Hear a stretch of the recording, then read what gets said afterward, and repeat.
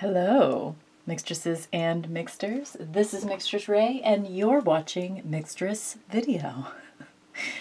I wanted to do a little bit of an update after a year and a half of using a dumb phone / flip phone.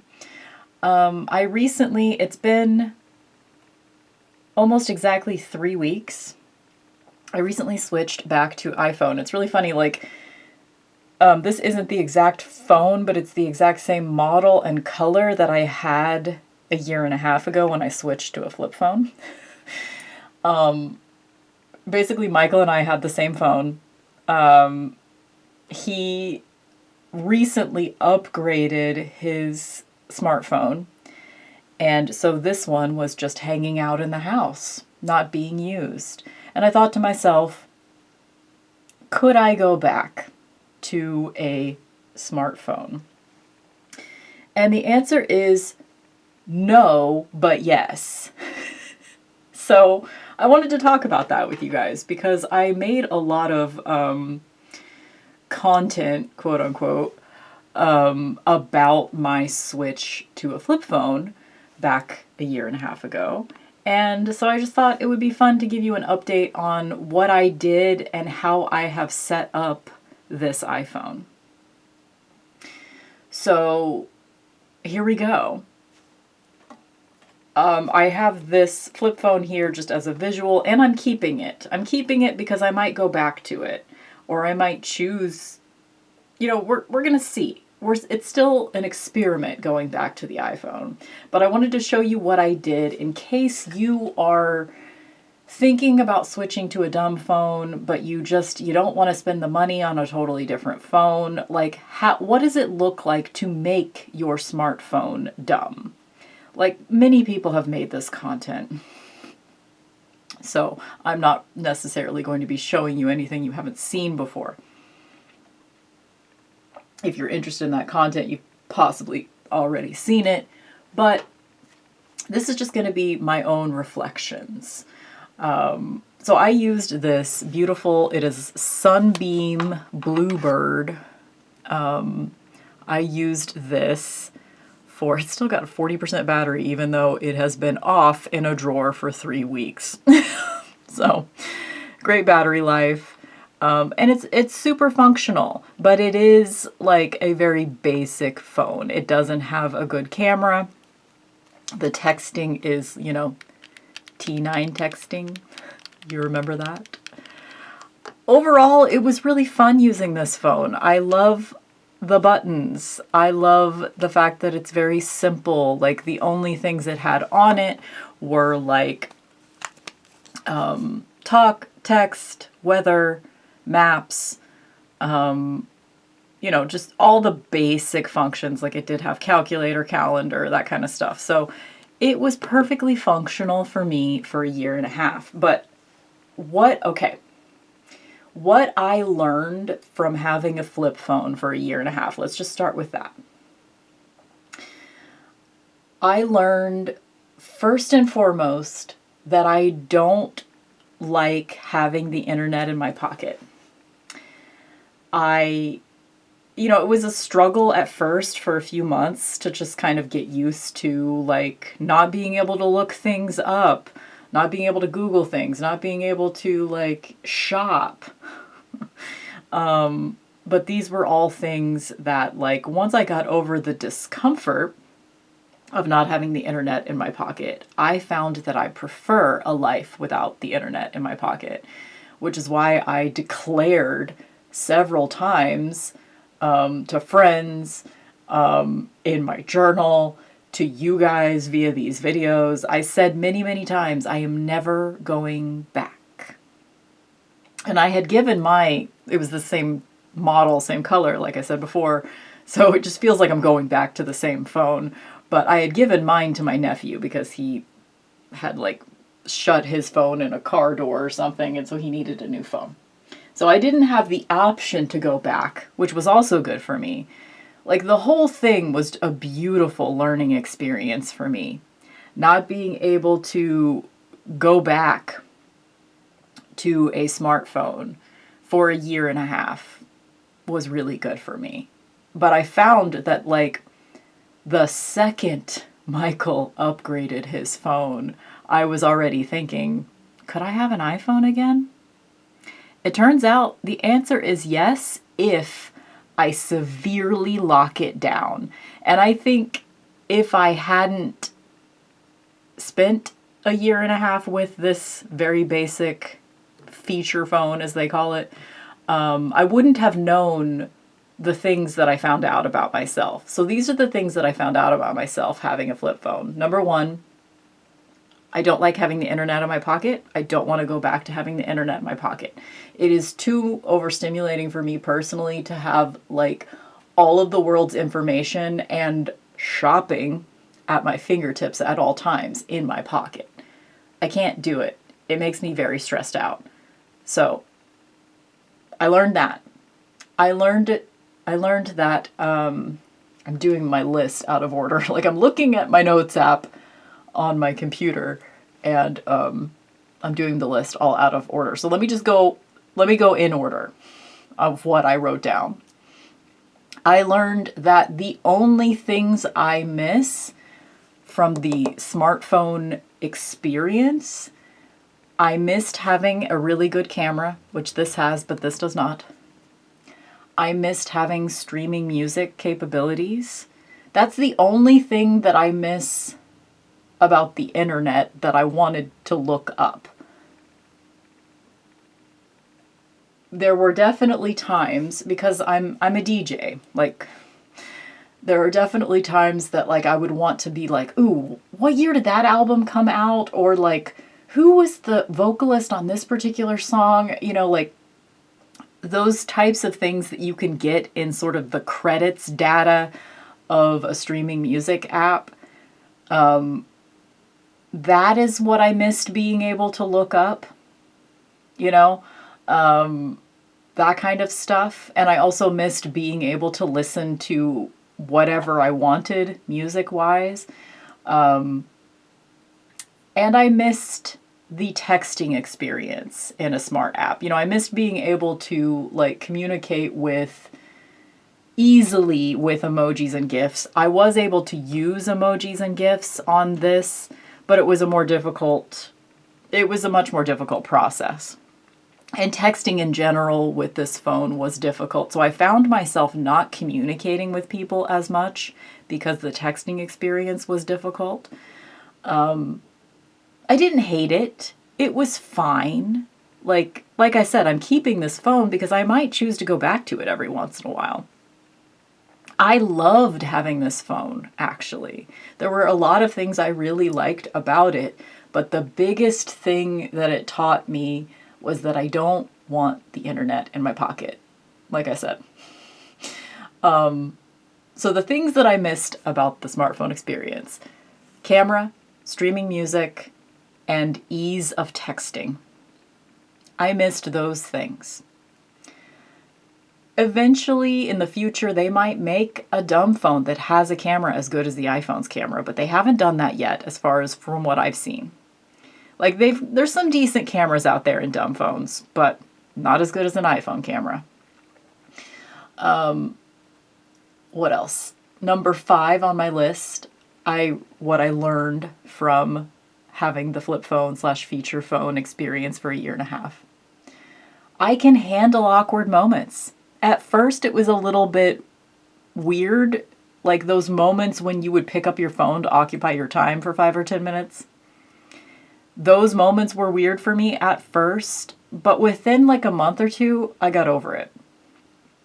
And I prefer like not entertaining myself with my phone.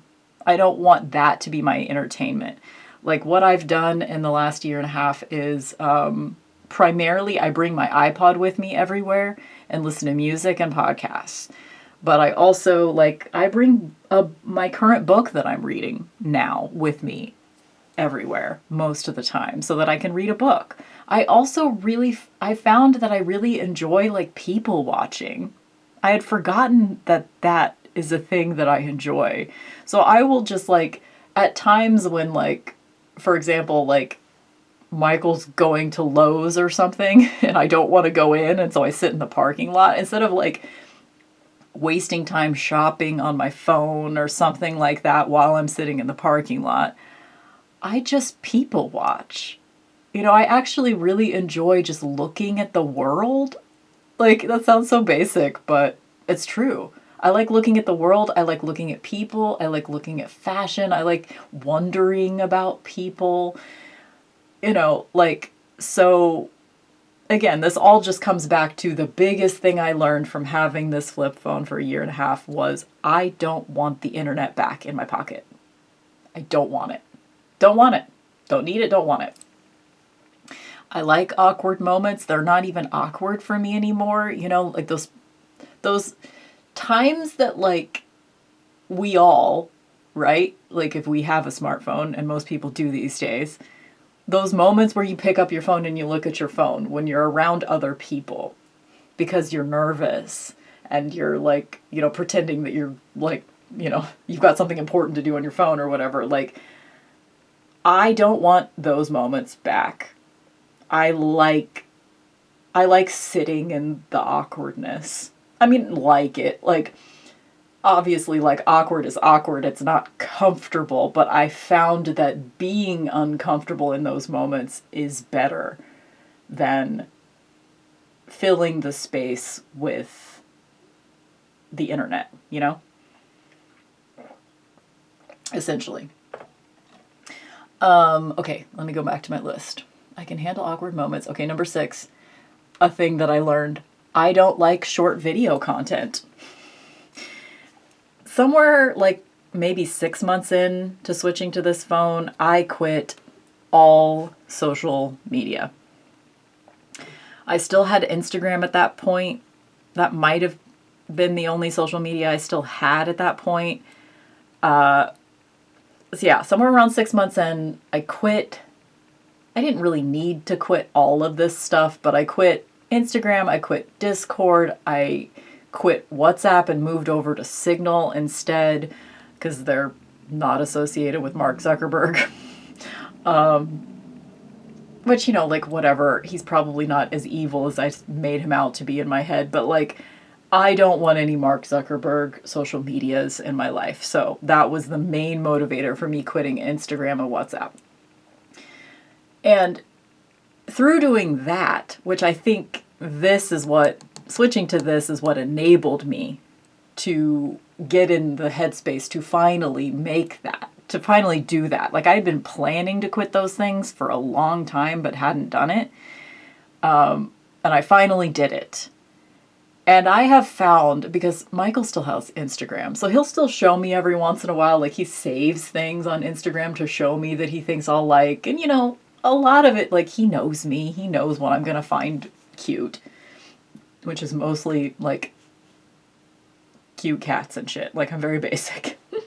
I like pets doing cute things, and I like people doing cute things. I'm very basic. But anyway, you know, he shows me that stuff sometimes, and I can't stand it for very long. Like, I can sit down and look at some reels on Instagram that Michael is showing me for maybe 5 minutes, and then I'm just like, I can't do it anymore. I can't do it anymore. It's not for me. I don't like short content. Like, in general, I am a person that if I'm gonna, you know, I want to sit down and listen to a 2-hour-long podcast or watch, you know, a 2-hour-long, like, video essay on YouTube or something. Like, I like to get into a subject. The short content that, like, most social media has become just, you know, I call it TikTok. I call everything TikTok because everything has just become the like, little bite-sized, like, 30-second long content, and then you switch to something else, and then you switch to something else, and you switch to something else.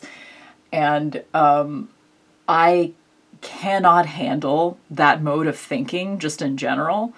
So all of this to say, like, through stepping away from all of these things, I found what's actually useful and what isn't.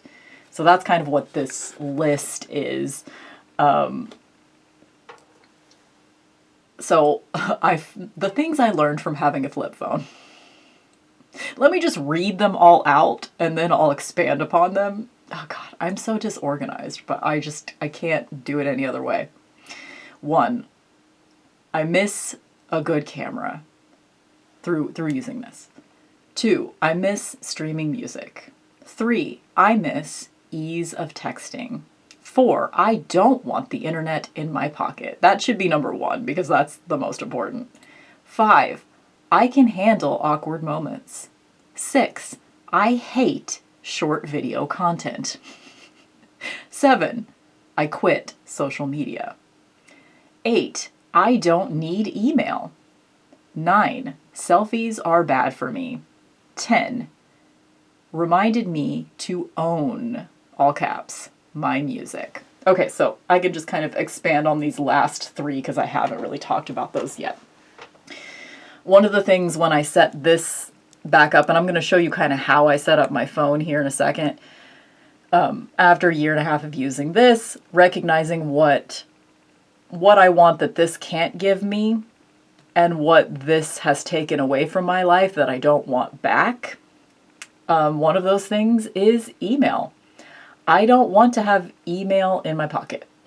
Don't want it, don't need it. It's not for me. I check my email now usually once a day on my computer, but I don't always remember, and it's fine. For me personally, like I don't have, there's nothing with my work that is required via email. Like I do have a work email, but since I'm an hourly worker, I'm only supposed to check my email when I'm on the clock, and that's the only time I do it because it's not essential for me to be checking my email at any other time, so I don't. But as far as like my home email, like I don't have anything super important on there. Like it's mostly marketing crap or like, stuff. My email is mostly about shopping these days, and I would suspect that it might be that way for a lot of you as well. Thankfully, I've learned to like unsubscribe from all the marketing emails and shit like that. But of course, I still get like email confirmations for like when I've paid a bill or when a bill is due or like when something has shipped that I've bought online, etc. Like that's most of my email life these days. Like I don't usually get emails from friends. Sometimes I do. Sometimes I get emails from you guys, which are always really, really sweet. Thank you to anyone that's ever sent me a thoughtful email. Like, it's amazing. That stuff happens, but none of that shit is time sensitive. None of that shit is something that I need to find to like know about immediately, right? So number 8, I don't need email. Number 9, selfies are bad for me. Like this thing does not have a selfie camera. It only has this back camera, which is terrible. It is terrible camera. So I mostly stopped taking pictures in the last year and a half. Like there's really not very many pictures on this thing. I ended up buying a digital camera to keep in my purse in case I wanted to take a slightly better picture, but it wasn't a camera that was half as good as this camera. And I found that in general I missed taking pictures, but I did not miss selfies. I sort of, in the beginning of having this flip phone, I tried to take selfies, the old school, like, mirror selfies and shit like that. I tried to take selfies, but it didn't go very well and it was difficult to do, and so I just stopped taking them, and I realized I don't think I was taking a shit ton of selfies before, but I must have been taking them often enough that, like, I recognized that my self-confidence about the way I look and things like that was improved simply through not having the option to take selfies. And I don't think I ever would have gotten, this is why I would still recommend for any of y'all out there that if you're thinking about a dumb phone, like, of course, as I'm about to show you, you can make a smartphone dumb. You actually can, and it is going very well for me. But I don't think I would have gotten to that point of knowing exactly how locked down I want a smartphone to be, how dumb I want to make it, I just don't think I would have learned everything I needed to learn unless I did this. So I would still recommend for any of you that are thinking about doing that, like, it's not necessarily a bad thing. Like, I do think you'll learn a lot about yourself just through, like, for me, this works. I mean, it's going to obviously vary for, some people this isn't going to work for them. But for me, like, stepping away from everything in order to find out what, like, it helps me to, like, delete a bunch of shit from my life before I realize what I actually want to bring back in. If you are that kind of person in general, I would still recommend, even like this particular phone, I think has worked really well for me. And in fact, if you're somebody that like you couldn't give up email, they have a version of this phone where you can have email. So like you can basically, they have several different models of this particular phone. It's all like they look the same, but they just have different functionality. Like this one has weather and maps. But you can also get one with email, like I said. Yeah, anyway. So I would still highly recommend this route that I did of like spending some real time with a very dumb phone before you realize, okay, what do I actually miss? Because I don't think I ever would have discovered the fact, and it's not like I'll never take a selfie again, but now that I'm fully out of the habit of taking selfies, it's funny because right now, God, this is going to sound like arrogant or something, but hold on, let me take a sip of water. This is going to sound a little arrogant, but right now I look better than I've looked in years. But I'm not taking selfies because for my psychological well-being, it is better for me I'm able to like look in the mirror and go, yeah, I look good today, and then go about my life. I don't need a selfie telling me whether or not I look good. Just like I'm a person that like, I love to dance. I really love to dance, but I'm very uncoordinated. And most likely I look stupid when I dance.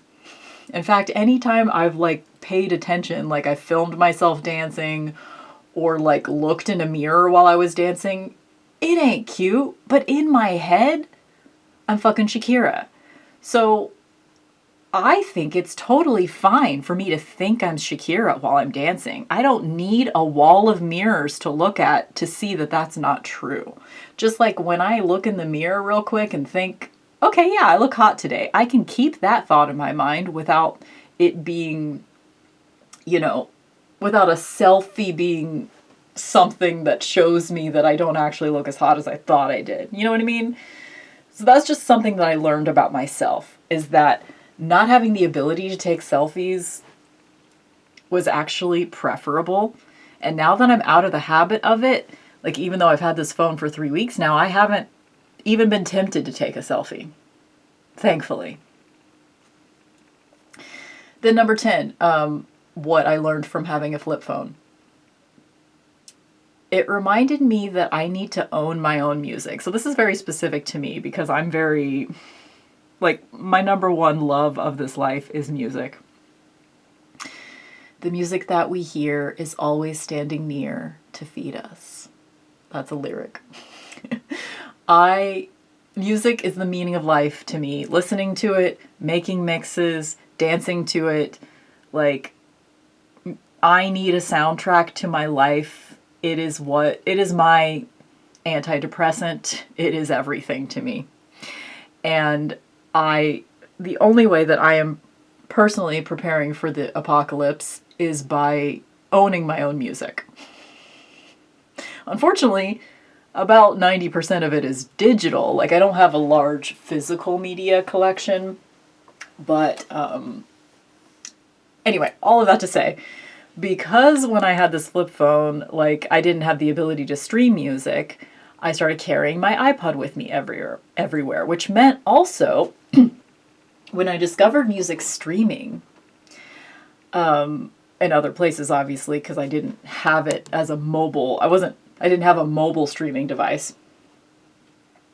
When I discovered music that I really liked when I was streaming it, I made sure to buy it. So I've been buying music. I have acquired, oh God, I was going to try to find this information before I started this video, but I have acquired, I don't know, 1,000 songs, probably not really that many, but hundreds of songs I have acquired in the last year and a half. Things that I've been listening to for years on streaming services that I didn't actually own. And that is something that, like, now that I've switched back to having the ability to stream music, I don't want to lose that. That is something that, like, if I stop acquiring music because I want to own my music.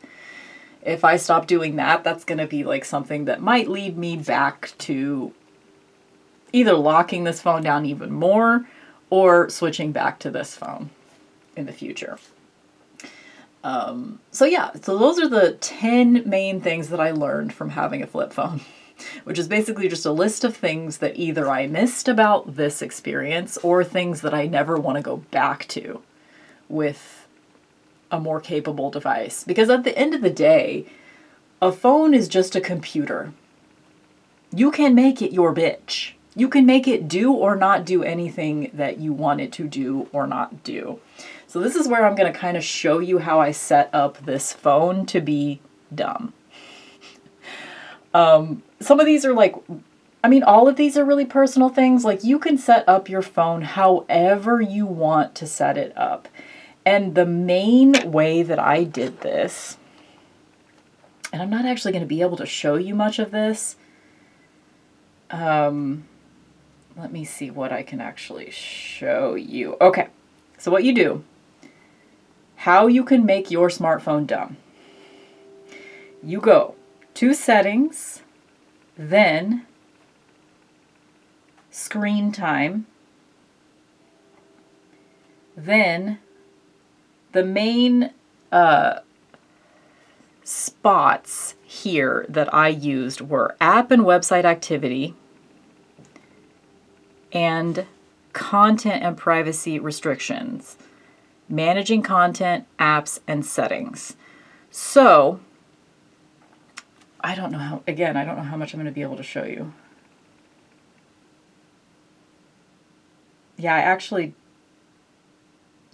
When I click on content and privacy restrictions, it doesn't show me anything, because what I did is I went into there and I set up the apps that I was allowing myself to use. I set up the websites that I was allowing myself to access. And then I locked it down with a screen time passcode. And when I got to that point where I had all the settings exactly the way I wanted them, and then I had to set the screen time passcode, I handed the phone to Michael and I had him set the passcode for me. This is a game changer for me, at least so far, because essentially if I try to do anything with this phone that I didn't set up for myself to allow myself to do, I would have to have him put in the passcode. So then I would have to justify to him why I'm trying to, go beyond my rules or whatever. And I haven't even really wanted to do that. I think the key here for me, again, is because I spent a year and a half with this.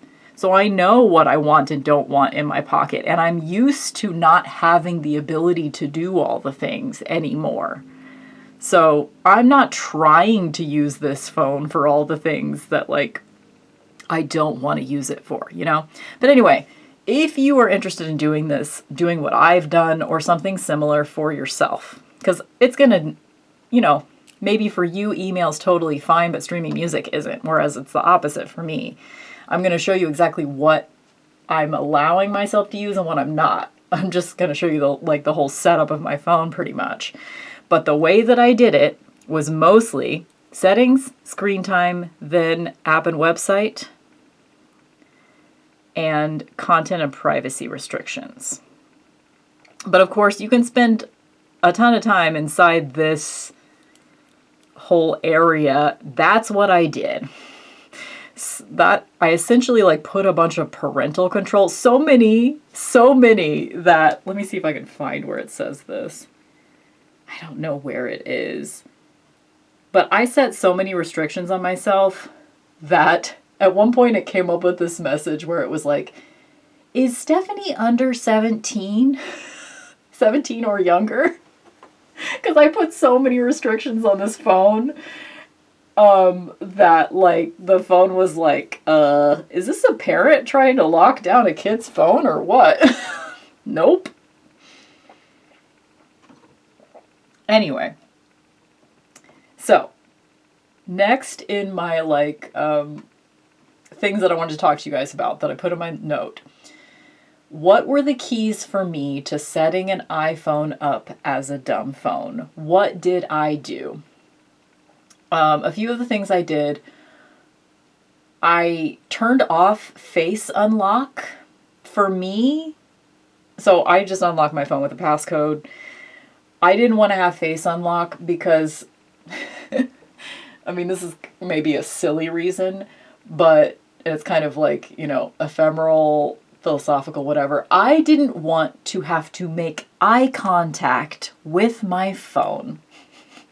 I don't like it. I don't mind a fingerprint unlock or a passcode. Well, like whatever, passcodes are a little bit more annoying, but there's no fingerprint option on this particular phone.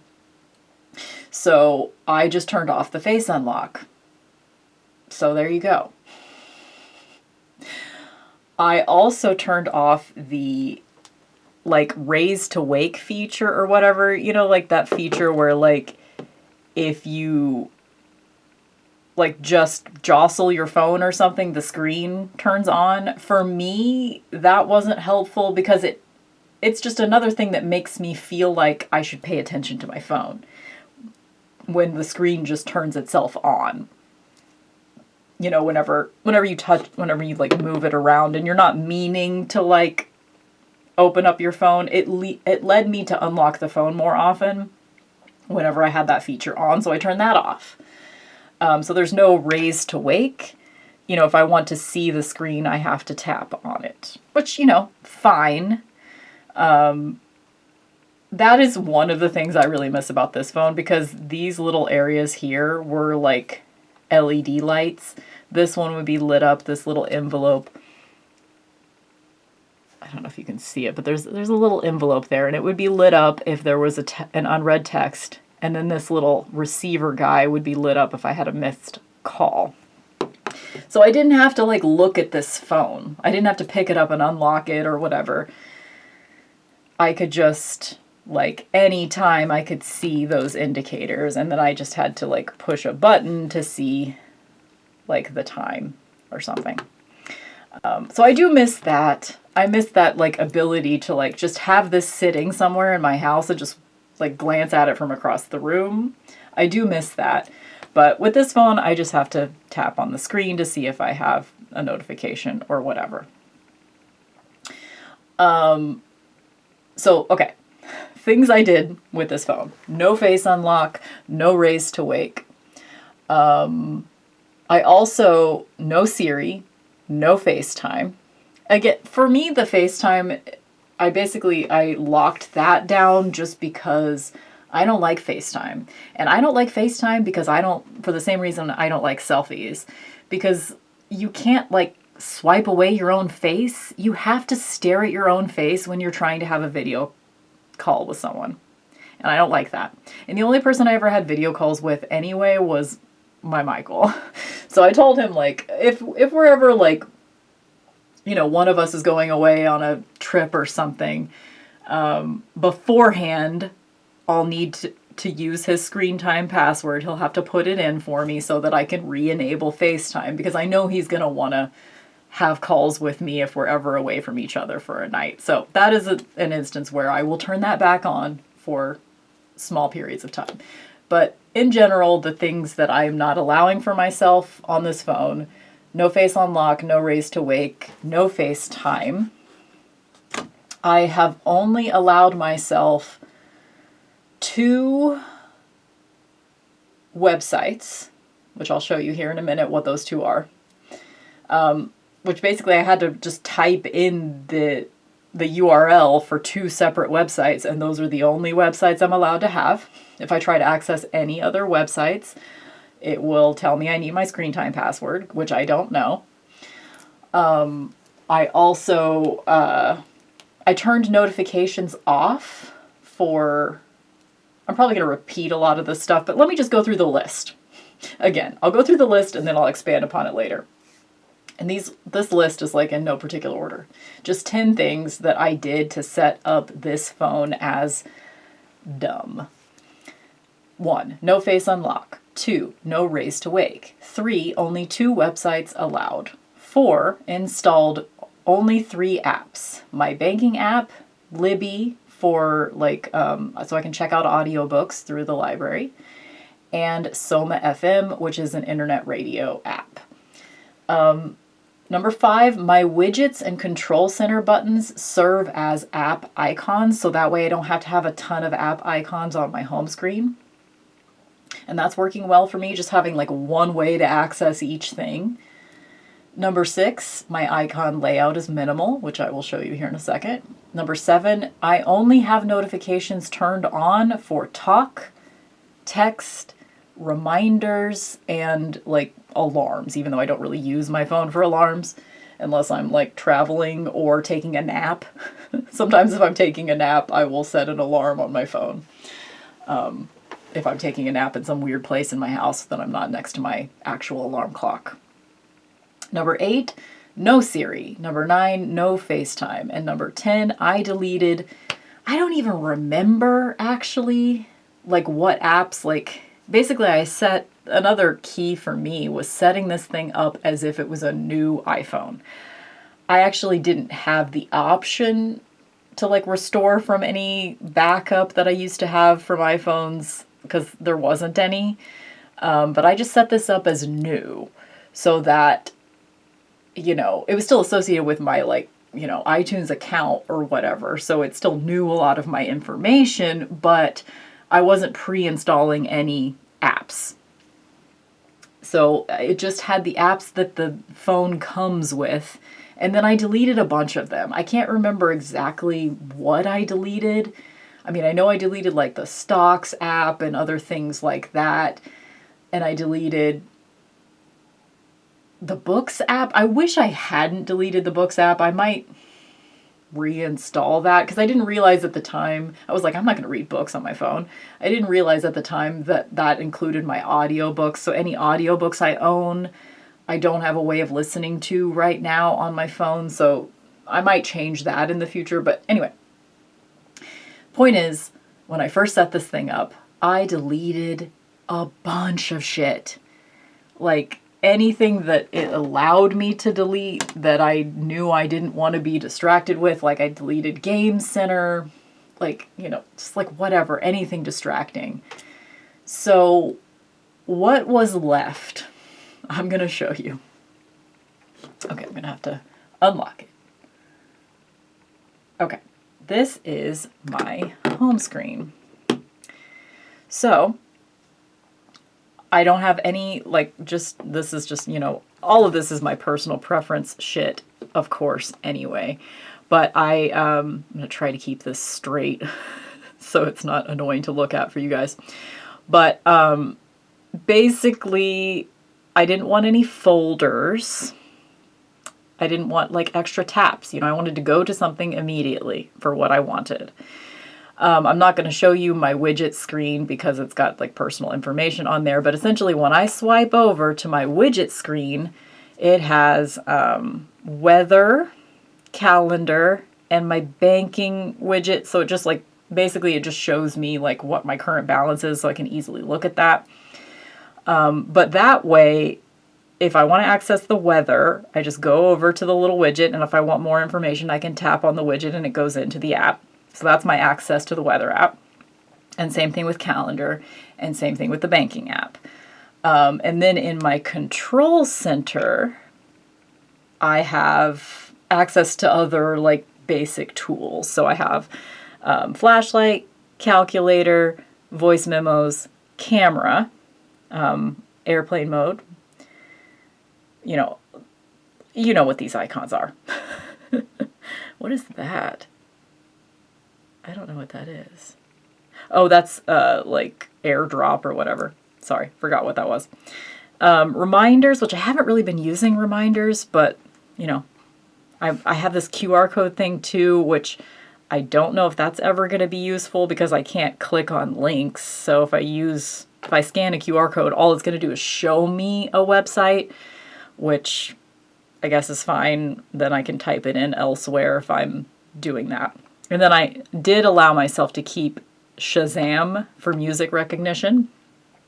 And then I just have, the basic shit like, brightness and volume. And then I have a music widget here. This was kind of the only widget that I allowed kind of a redundancy. So I can access music from here. And then I can also access music from whatever app I'm using. So basically the only like smart thing that I'm allowing myself to have on my phone is streaming audio. So I will take you through what I have on this phone. Photos, notes, and I have actually been using the Notes app. I did have the ability to take notes. I had both the ability for voice memos and just like traditional notes on this phone, but I never used them because it was just more of a difficult process. But I have been taking notes with my phone again, and that's been actually really fun to, I don't know, like I love taking notes with just by hand on a notebook, and I still have like a little small notebook in my purse, and I probably always will. But it's also fun to just, because this phone is in my pocket almost all the time, whereas this one was not, because this one is bulky as fuck. So I didn't actually carry this phone with me, and I have been carrying this phone with me. I don't know if I'm ultimately going to love that. But, it's still, I consider this a trial period with this smart, capable device that I'm using dumbly. But yeah, anyway, notes. These are the two websites that I allowed myself access. Only these two. My library app, so I can like check the catalog. Not only for myself, but also like my grandparents, they're always like letting me know about books they want to read, and I'll put them on hold for them, like as we're talking about it. So I wanted to be able to do that again.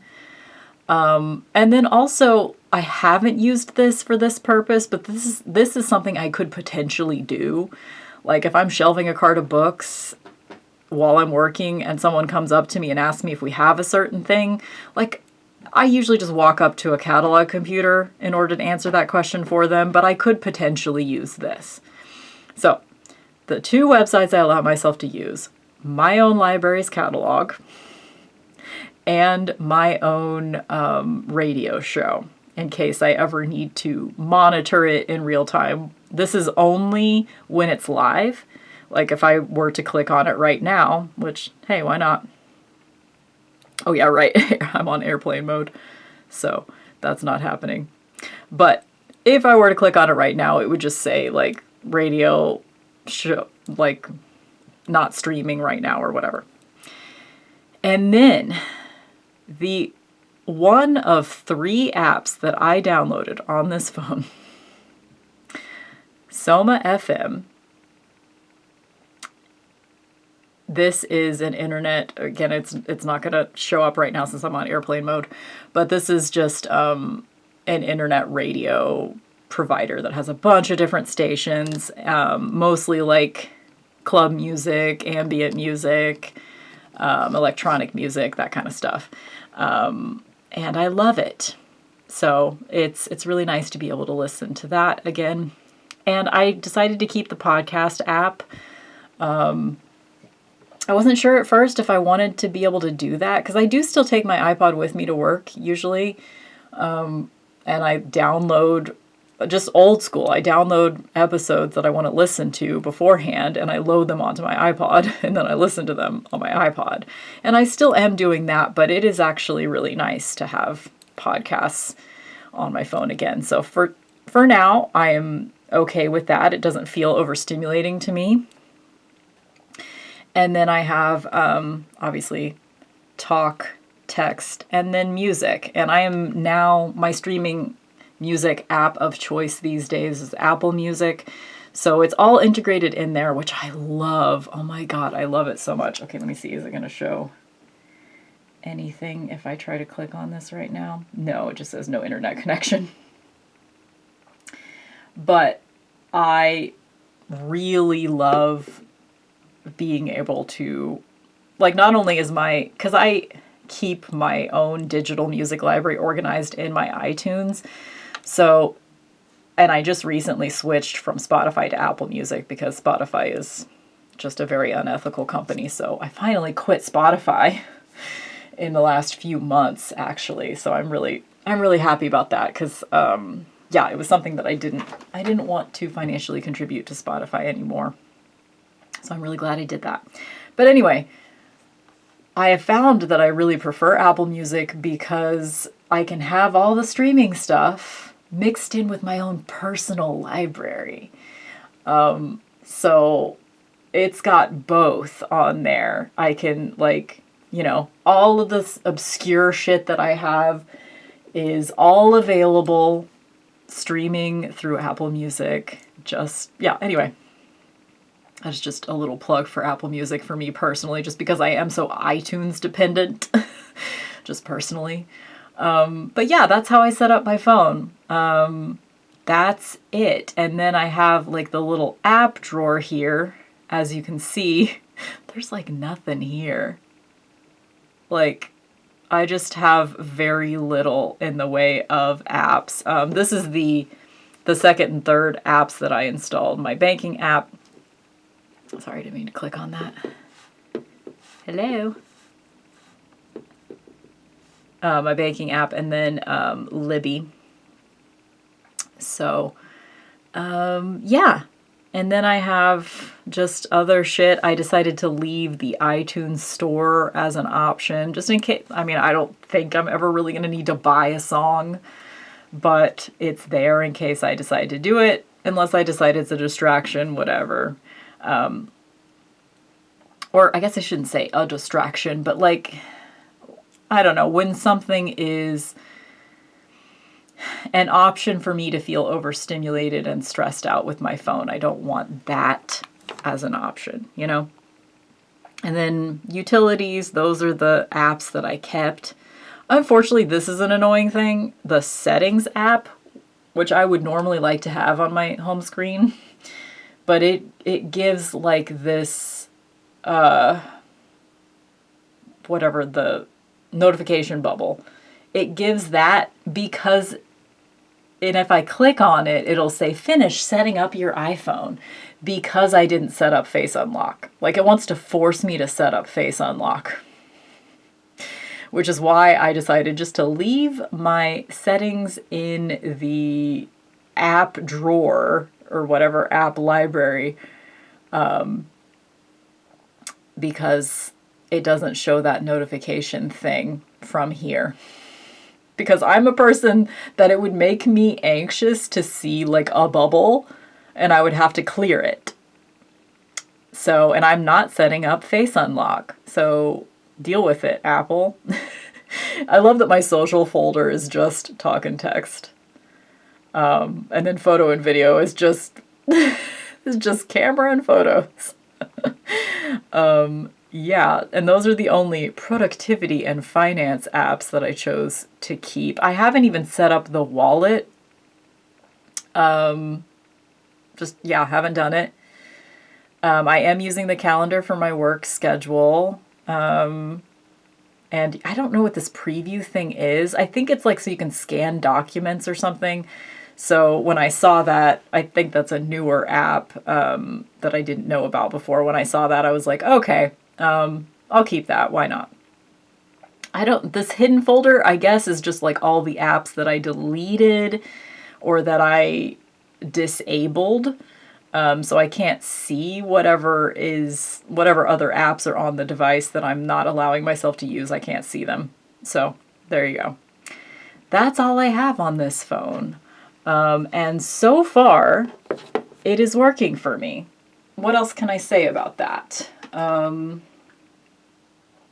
It's highly personal, right? Like, if you're a person that, like, I'm speaking as if I'm talking to somebody that is thinking about the dumb phone life, quote unquote. Again, I think it's highly personal, what you might want to allow or not. Like, maybe for you, you're going to want to have WhatsApp, but you don't want to have streaming music. Or maybe you're going to want to be allowed to have, like, something that I kind of thought about, but I ultimately decided against it, was like, should I allow myself, like, Wikipedia? Because I could, and maybe I'll decide to do that in the future. Maybe I'll be like, okay, I'm going to allow myself to have Wikipedia as an app on my phone so that I can, like, research things and look things up and, like, but ultimately, I think that might, I don't know. I was just thinking, maybe that would be fun. But I don't know if I want to do that, actually. But, you know, every person is different. Like, for my Michael, he's not, like, currently doing, like, a dumber phone thing. But if he were to choose to do it, like, I know for him, he would have to have Wordle, because he does the Wordle every single day. And he would want IMDb, because he is always the person, like, his friends and me, we make fun of him, good-naturedly, because, like, it is always, like, any time we're hanging out with somebody, my family, friends, whoever, he is always, like, the first to pick up his phone to look up something on IMDb. Like, because we'll always, like, get into conversations like, oh, well, what's that actor's name? Or, like, what movie was this? Or whatever. And he's always, like, on IMDb immediately. So I know that for him would be an app that he would want to keep, because it's fun for him to, like, find out that information. And I love it too. Like, I'm like that with music, though. I'm like that with, like, you know, who was this bassist? Or, like, you know, who was the vocalist on that one Massive Attack track? You know, like, I want to be able to look that shit up. And I can with Apple Music, which is really nice. So I can actually get that information when I want it. You know, it's not about, for me, for a while, I get into this thing, and it's a whole psychological mess with me personally, and I've talked about this stuff a lot with you guys, but, like, for me, I tend to, like, think I don't deserve things, and I tend to, like, severely restrict myself. So it was, like, an interesting choice for me to decide to go back to this, because even though ultimately the only thing I can do with this phone that I couldn't do with this one, besides take a good fucking picture,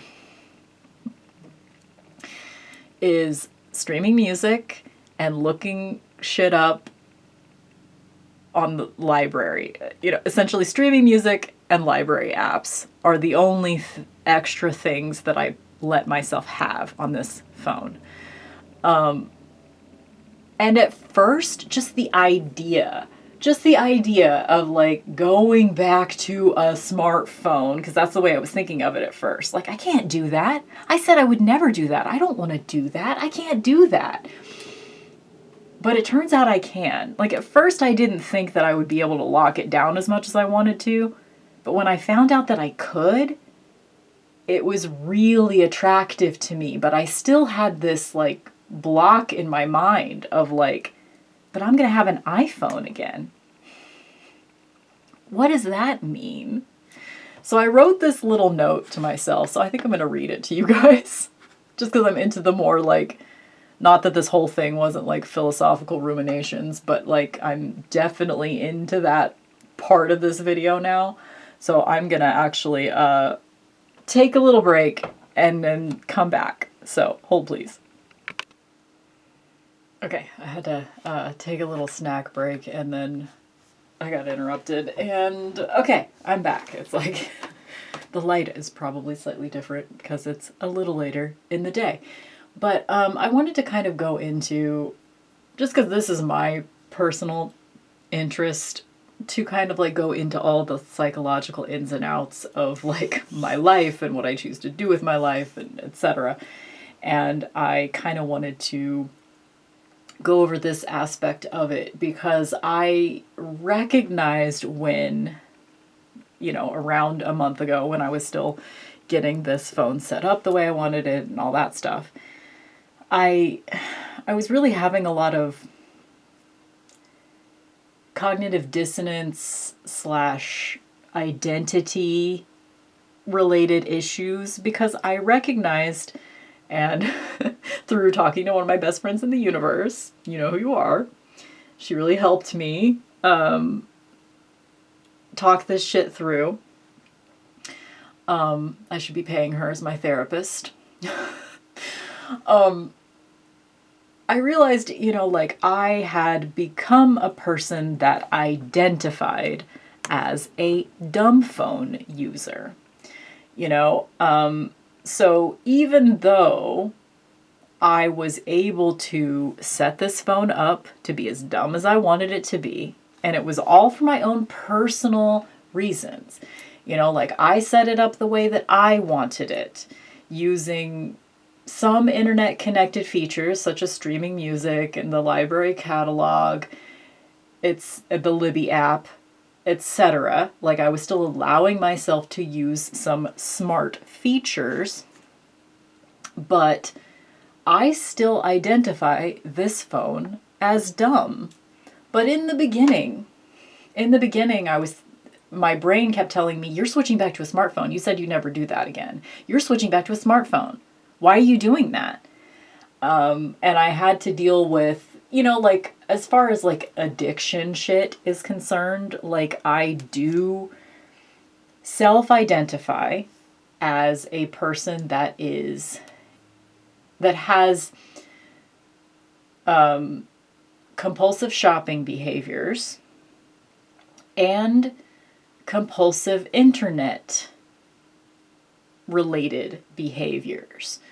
So I was nervous, and I still am just sort of keeping this in the back of my mind as is this a slippery slope? Is going back to this phone a slippery slope? But for me so far, it hasn't been, because I do not have the screen time passcode. All of the things that in my moments of clarity, when I set the phone up, all of the things that I don't want to be accessing in my pocket, I cannot do. And if I down the line realize there's some functionality that this phone could have that wouldn't be an addiction situation, some app that if I installed it, it would be useful to me.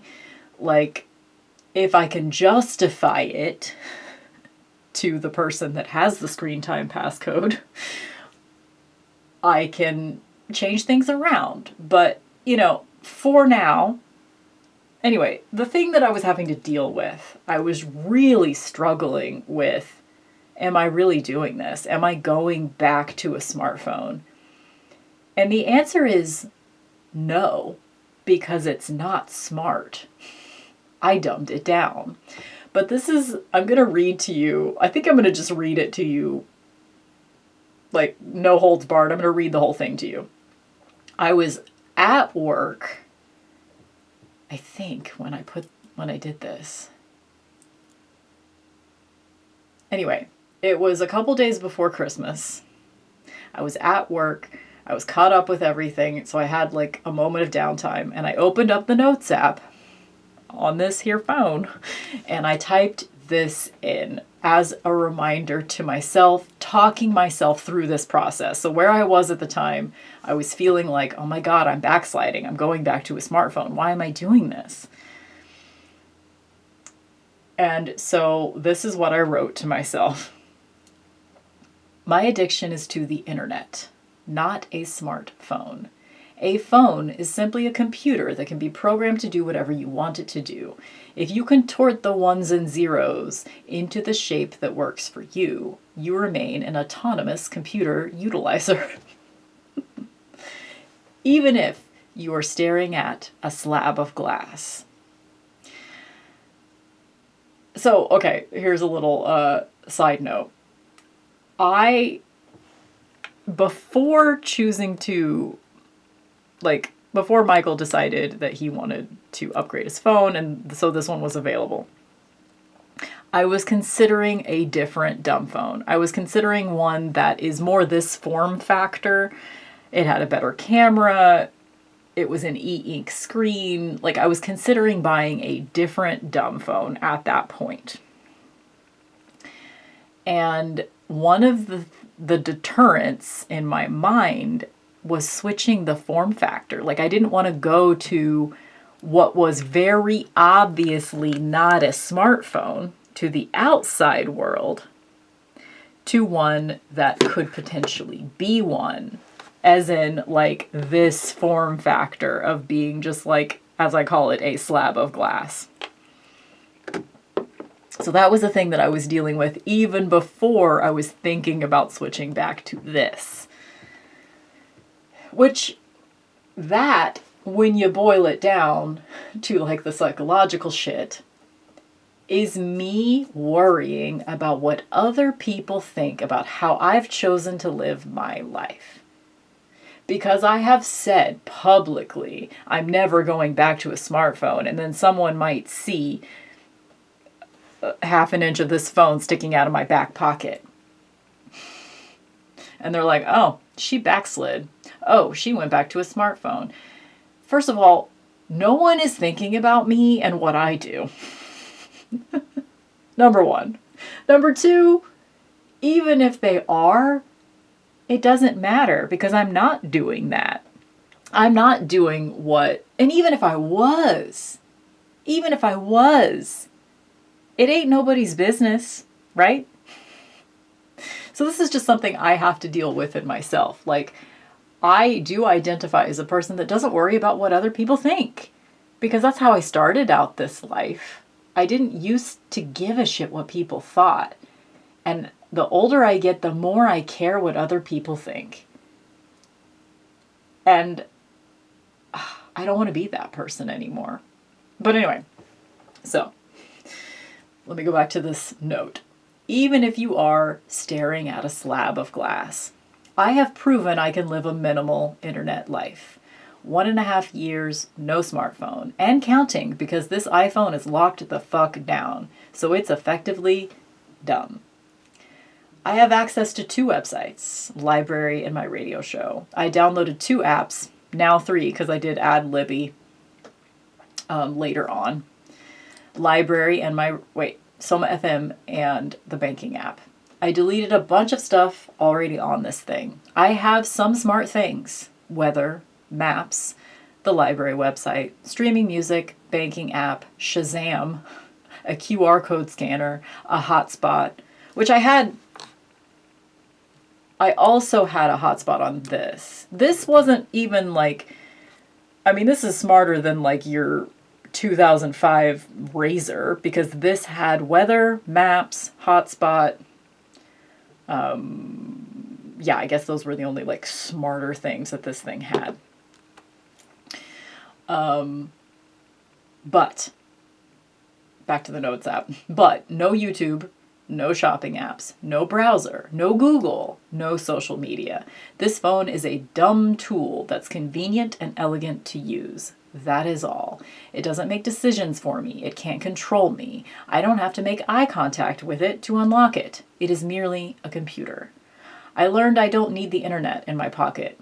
I've regained my brain. I can use this phone responsibly. That's wishful thinking at that point. I was I can do this, right? I can do this. I can use this phone responsibly. And if it turns out I can't, I know what to do. I know where to turn. I know I'll be okay. I feel in control. I can utilize the fun stuff, streaming music, camera, easy typing, without the mind control of the all caps, evil smartphone. Because I do still believe, I do still really try to think critically about what technology is becoming for all of us in 2026, in our current era. What technology has become. It started out, like, I'm old enough to remember the early internet. You know, it was hopeful. You know, techno-pagan, hopeful. Like, you could utilize technology for different ways to communicate with people, and et cetera, et cetera. And I'm renegotiating my relationship with technology at this point, because I feel like I was so anti new technology, so anti-internet for a long time. And there's a lot of the internet that I am choosing not to engage with. There's a lot of just like this way that we've gotten used to being in our lives, this hyper connected. Like, I was standing in line. It was just like, it was during the holidays, and it was like, I was in the Chipotle line, and it was really long. And so I was there for a while. And, you know, whenever I'm doing things like that these days, you know, now that I'm a dumb phone person, you know, I'm not doing anything with that time. I'm just standing there. People watching, thinking, daydreaming, you know, and it's nice. It's really nice. If for nothing else, having a dumbed down smartphone, or a dumb phone, or just not taking your phone with you everywhere, like having those moments of like, I don't know, just being in the world, allowing yourself to daydream and be bored, and like those are really nice moments, actually. I actually really enjoy those moments. But anyway, so I was in the Chipotle line, and I was there for a while because they were like shorthanded, busy, like whatever. And I was behind, it was like, I think it's safe to say it was a mother and daughter, and they both had smartphones, and they were right in front of me in line. And I watched them. Maybe this is kind of creepy, but you know, I was just paying attention. And I was right behind them. And I watched them like through the course of like, I don't know, how long were we in this line? Maybe 20 minutes. Over the course of 20 minutes, I saw them both several times. Like, they went through this process of like getting out their phone, and I was close enough to them that I could even see, like, not exactly what they were looking at, you know, like, I wasn't being a total creeper, but like, I could see that they had, you know, dozens of notifications on their lock screen that they were just kind of scrolling through, swiping away, like just constantly, like, you know, batting those like whack-a-mole notifications away, repeatedly. And then they would unlock their phone, and they would be like on, I don't know, TikTok, Instagram, something like that. And they would scroll for a minute, and they would show it, you know, like show it to each other, something funny or whatever. And then they would lock their phone and put it in their back pocket. It was almost like they were trying to stop. I mean, I'm inferring this upon them. But it looked to me like swiping away notification, unlocking the phone, scrolling on the social media for a second, you know, for like a minute or so. And then they would lock the phone, put it in their back pocket. Like, I'm done. I'm not doing this anymore. I'm done.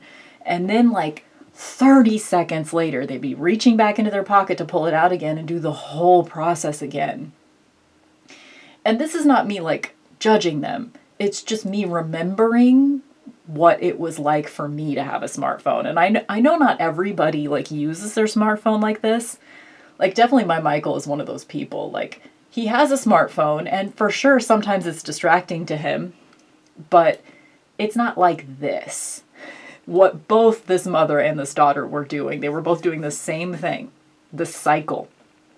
In the 20 minutes that I was standing behind them, they did this 5 to 10 times, I would say, this process.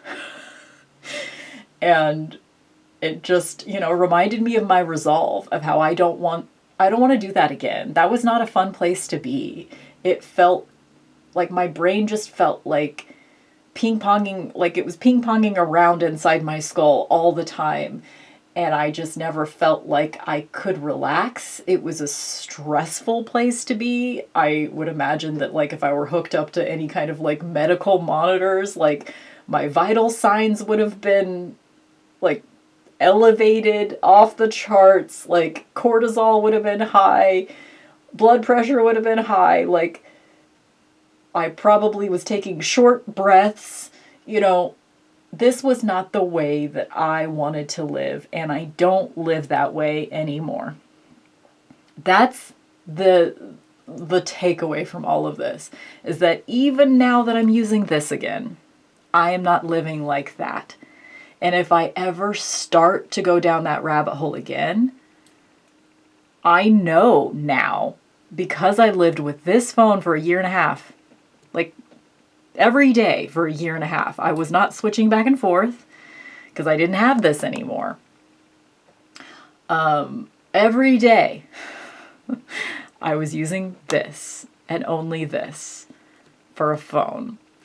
And that doesn't mean that I don't still have internet addicted behaviors, because I do. Like, when I'm at home, I have full access to the internet I have like a tablet-y type laptop, and then I have my desktop computer. Both of those things can access the internet, So it's not like I don't still have issues. But this was such an amazing experience because I really feel like I got my brain back. I got it back. And I was able to figure out my priorities again. And as long as I can still keep that, as long as, this phone doesn't eventually take away my choices. I'm surprised that Apple lets you lock it down that much, honestly. Which I understand why. They probably think the only reason that you would do that is if you were trying to lock down a kid's phone. Obviously. Which is fine. I can be my own parent.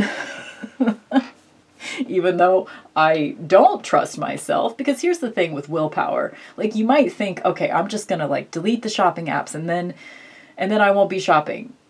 But you will, or at least that was my experience, because I don't have that infinite willpower and control thing. Most people don't. Willpower is a finite resource. So I knew enough to know I couldn't trust myself to have my own screen time passcode. I can't have that, because then I'll just type it in anytime I want to do anything in the moment. Whereas now I'm giving myself roadblocks. I'm giving myself very real roadblocks to the things that I don't want to be doing. And unfortunately, that's the way that we have, I don't know, I feel like every person has to find their own way to navigate the technology of our current society. I mean, maybe there are people that just really don't have to think about it, that are able to just utilize tools and that's it. But I feel like it's harder for those of us that grew up with the internet. Because even I'm 43, but I still grew up with the internet. I mean, we had the internet at home starting when I was we got an email client. I think I was in junior high at that point. So for me, junior high was 8th and 9th grade. So it wasn't the full internet. It was just we logged on long enough to get your email, and then you would compose emails inside the program, and then you would connect again just long enough to send your emails out. So we had an email client when I was in junior high, and then we got the full internet sometime when I was in high school, probably 11th grade for me. But still, I'm 43 and I have had the internet as a part of my almost daily life experience since maybe 1998. Yeah. And I mean, back then it was very different, right? Back then, like, you went to a place.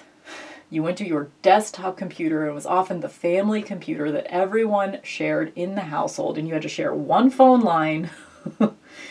So it was like, you know, your mom would be yelling at you to get off the internet so she could make a phone call. You know. I mean, some of y'all don't know, but that's what it was like back then. The internet was a place. And I have found, I mean, maybe this is like motivated by nostalgia, right? But like, I have found that I prefer the internet feeling like a place. For me, I don't want it following me everywhere. I know I keep repeating that. I don't want the internet in my pocket. I don't want the internet in my pocket. But for me, that is what works. What works for me is to have the internet a place. And eventually, I'm not there yet, because I do still have, it's a Chromebook. So it's like, it's not really a full laptop because it doesn't have full computer capabilities. It's basically just like a tablet with a keyboard attached, essentially. So I still have that, and I have a desktop computer. My eventual goal is to only have a desktop computer as far as like the internet, so that I have a place to go to with the internet. Because for me, that works really well. I even spent like a period of time, it was like maybe 2 or 3 months. I think it was at the beginning of last year that I did this. I chose to put my laptop in a closet and see how long I could go, essentially.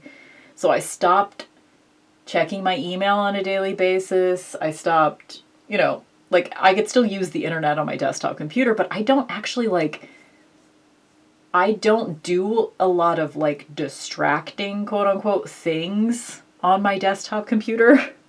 I just don't. I don't like sitting there for extended periods of time. I just go there, do what I need to do, get in, get out.